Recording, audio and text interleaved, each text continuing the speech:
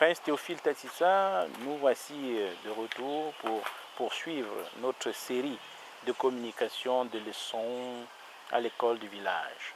Je suis évidemment Prince de Chefferie, commandeur des ordres traditionnels, élève des premiers élèves aussi à l'école du village. Nous avons abordé depuis quelque temps, une série sur les religions, les croyances et les traditions. Et notamment, nous parlons des idées reçues, des idées et des croyances d'emprunt, n'est-ce pas, reçues des religions étrangères. Alors, nous avons parlé de la représentation de Dieu selon les Africains. Nous avons parlé de l'image de ce que les Africains, est-ce qu'ils connaissent diable, Satan ou pas avant la colonisation? Est-ce que les Africains sont polythéistes, monothéistes, animistes? Et nous avons effectivement vu qu'ils étaient plutôt polymessianistes. Alors nous avons parlé du péché originel. Est-ce qu'il en existe un péché originel? Est-ce que les Africains ont un ancêtre maudit, n'est-ce pas, qui leur a transmis sa malédiction? Évidemment, nous avons vu que cette question, cette idée ne prospère pas en Afrique, ou du moins n'a prospéré qu'avec la venue des colonisations. Maintenant, nous allons aborder la suite de ces questions, la suite de nos interrogations sur les idées reçues. Notamment, y a-t-il un Messie selon les Africains? L'enfer ou le paradis, est-ce que ça existe chez les Africains? Est-ce qu'il existe un peuple élu chez les Africains? Est-ce que le Dieu africain est chrétien, musulman ou bouddhiste? Alors nous pouvons commencer par cette question. Aujourd'hui, quand on parle des idées reçues, on se demande, mais les Africains sont finalement de quelle religion? Alors, de leur conception de la religion, d'une conception polymessianiste, les Africains ne sauraient être ni chrétiens, ni musulmans exclusivement, ni bouddhistes exclusivement, et les Africains n'ont pas prétention ou ni aucun intérêt à avoir une religion qui serait la religion africaine, puisque la religion, l'Afrique étant le berceau de l'humanité, quelle que soit la religion qui existe, serait une religion africaine ou une religion d'afro-descendants. Donc les Africains, ils sont, pour certains, bouddhistes, chrétiens, ils ont adopté ces obédiences, mais ils restent tous des traditionalistes africains, notamment observant, n'est-ce pas, des rituels lors des cérémonies, que ce soit de naissance, que ce soit d'éducation traditionnelle, que ce soit d'hommage ou de mariage, c'est-à-dire les cérémonies sur les rituels d'alliance, les sacrements d'alliance. Les Africains sont tous traditionalistes. Ils sont tous traditionalistes africains. Ils n'ont pas besoin d'avoir une religion propre. Pourtant, par contre, ils peuvent partager des idées du christianisme, du bouddhisme, de l'islam, mais sans pour autant cesser d'être africains, leur religion étant celle qui caractérise leur africanité. Et cette africanité étant quelque chose de commun à tous les humains, les Africains, malheureusement, certains se cassent tellement pour chercher à voir quelle serait la religion africaine. Les Africains n'ont pas besoin d'avoir une religion à eux-mêmes.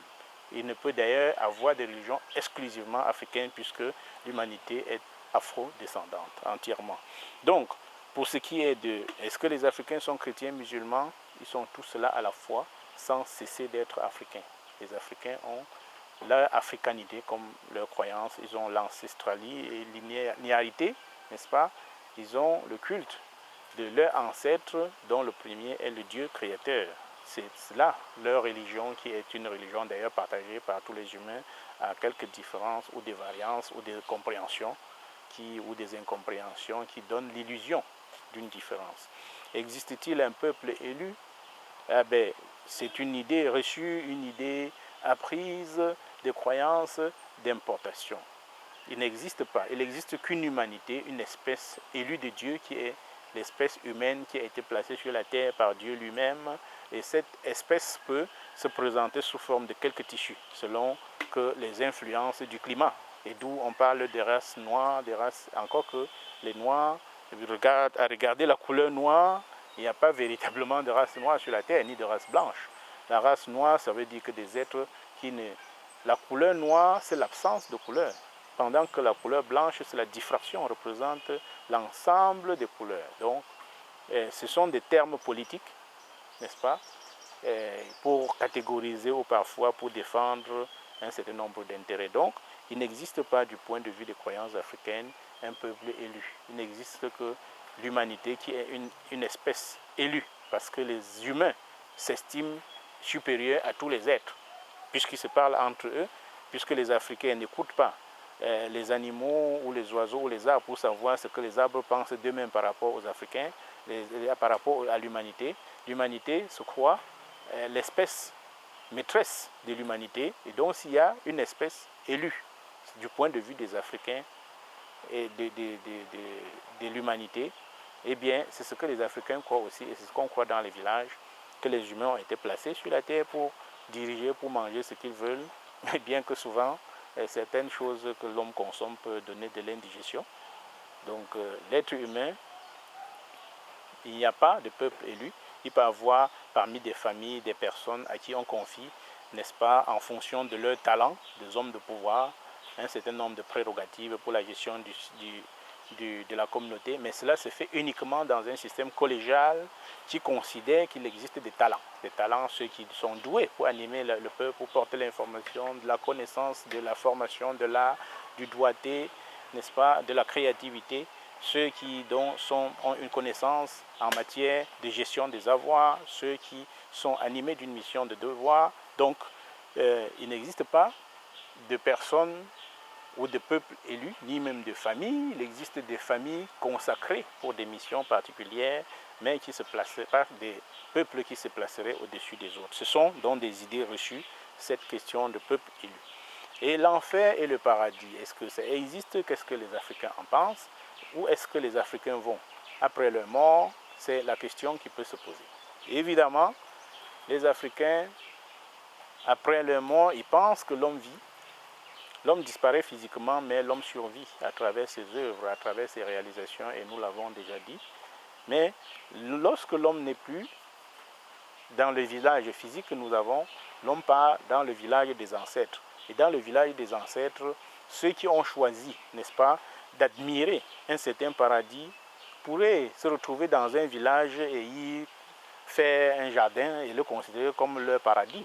Mais l'Africain, de façon générale, il sait qu'il ira dans le village des ancêtres.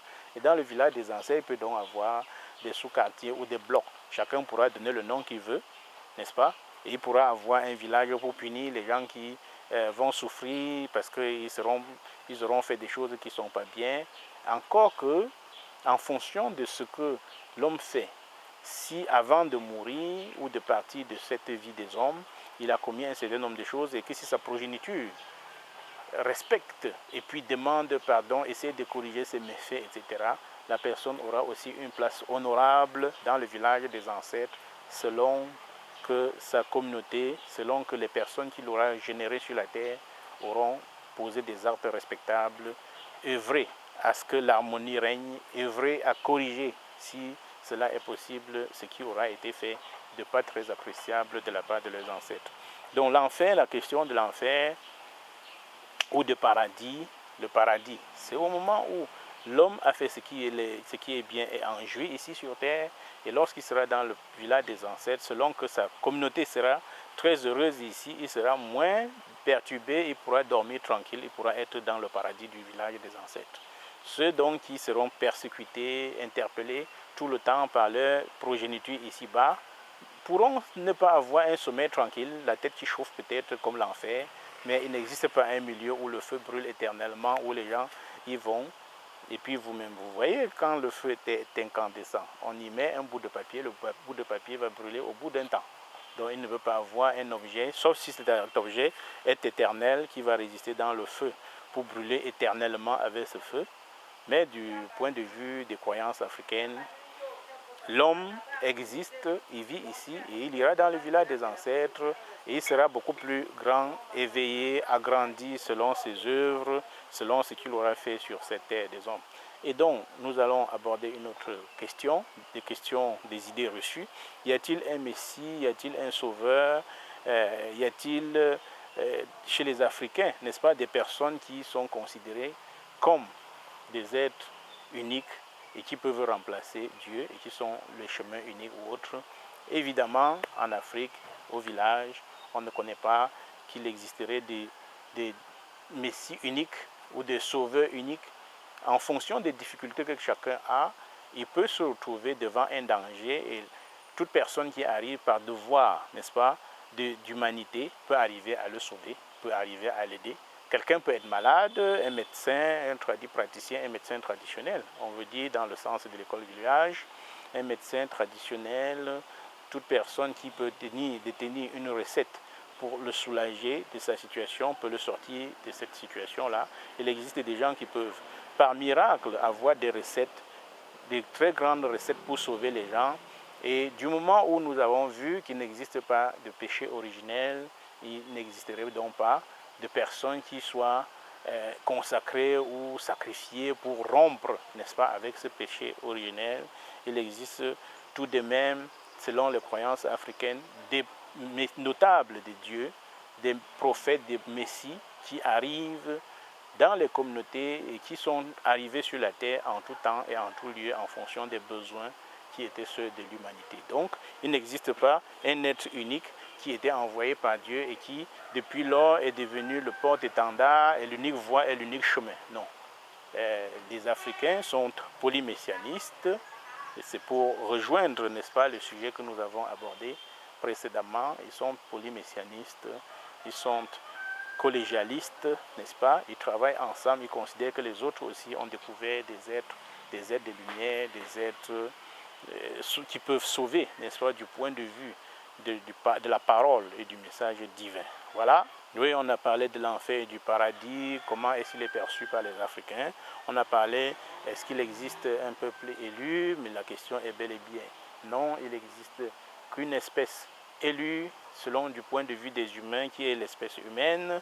Est-ce que Dieu africain est chrétien, musulman ou bouddhiste? Évidemment, les Africains étant inscrits dans ces différentes obédiences, peuvent percevoir Dieu du point de vue des chrétiens, musulmans ou autres, mais l'Africain perçoit Dieu comme un être grand au-dessus de toutes les représentations religieuses, qui reste un homme de mystère, un homme qui reste un être, n'est-ce pas, un être, pas un homme au sens humain, n'est-ce pas, au sens d'un être masculin, mais un être suprême, un être au-dessus de toute imagination et qui serait bienveillant à l'égard de tout le monde, en tout temps et en tout lieu. Voilà, si vous avez aimé cette vidéo, vous pouvez commenter et nous poursuivrons, n'est-ce pas, avec cette série-là sur les idées reçues. Vous pouvez notamment inspirer quelques idées en disant, on dit souvent ceci, est-ce que cela est vrai dans les villages? Et alors nous reviendrons sur la question, si de notre propre inspiration nous avons une idée, nous